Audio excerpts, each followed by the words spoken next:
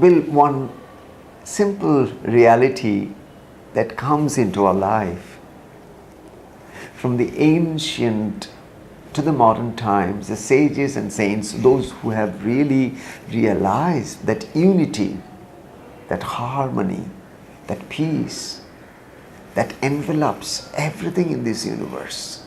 Those who felt the barriers of individuality, those who could transcend the egocentric barriers and move over to the boundless, infinite expansion of life, that oneness.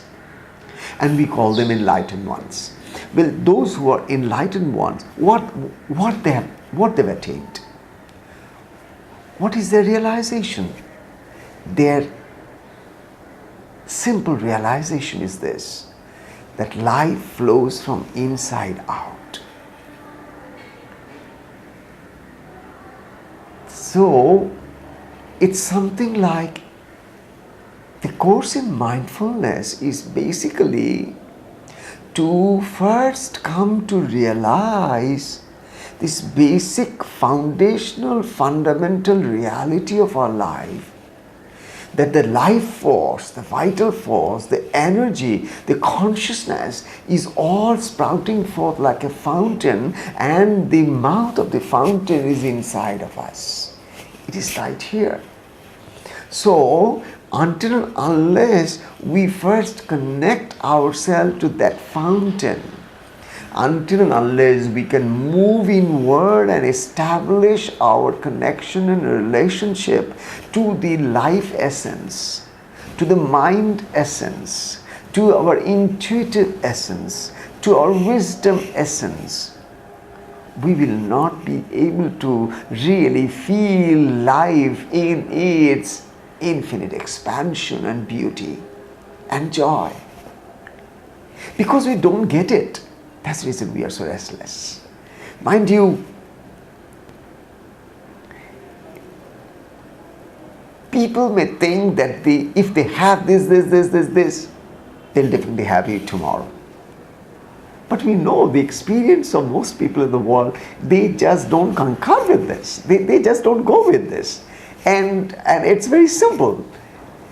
People may have a lot. People may amass, acquire, have, possess. But don't you think that, in spite of having everything, somewhere you feel that something is there you are missing.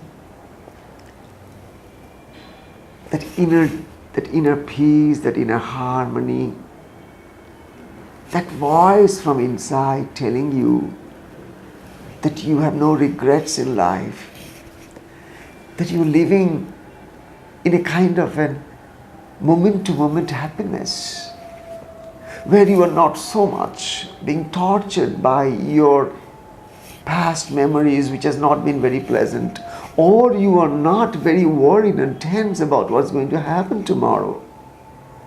When you are able to bring your mind to that present state, something emerges from inside. It's what is that? It's a simple feeling of a transcendence. Here you are not bound by your ego and the dictation of your ego. You are not bound by your habitual pattern, emotional patterns in which you feel at times imprisoned, caged. And you would never appreciate being imprisoned and caged, but you would always love to be free.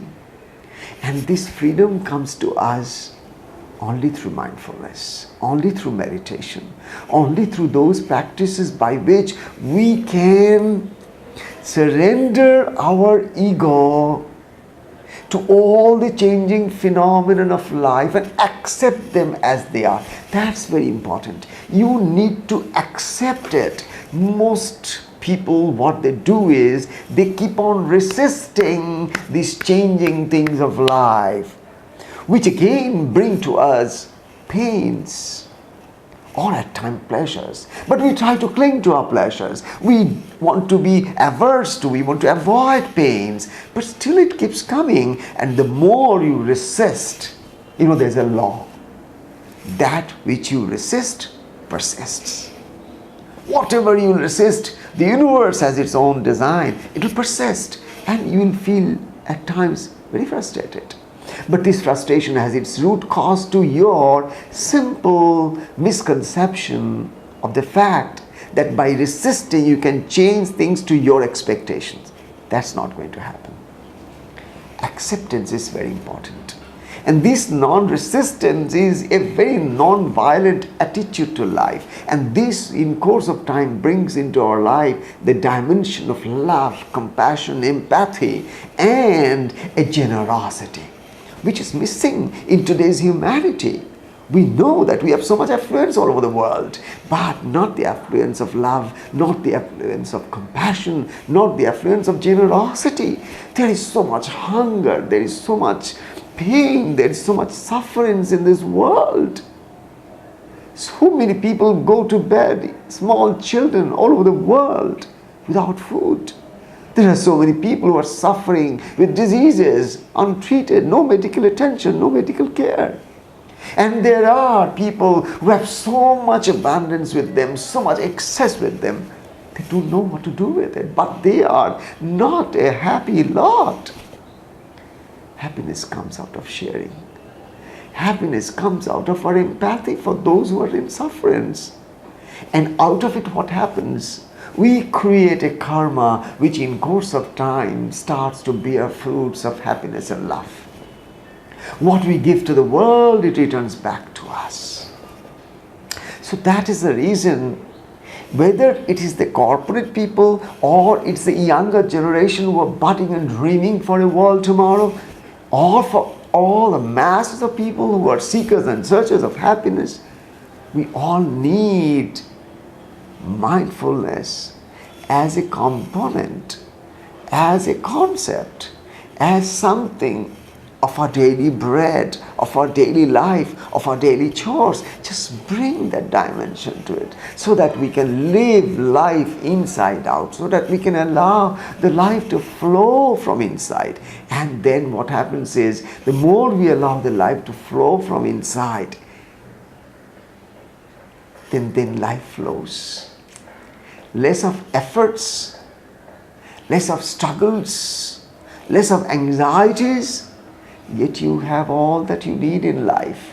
You are happy, and when you are happy, you can make everybody happy. I'm sure you'll agree with this on this point of mine, that if you are happy inside, you can share happiness with others. If you have enough riches with you, you can be a charitable, benevolent, philanthropic person. First, have that inner peace once again rediscovered as something which you already have in your being, and allow that peace to be shared with all beings on earth. And then you will gradually grow into a state where you really feel that life is fulfilled.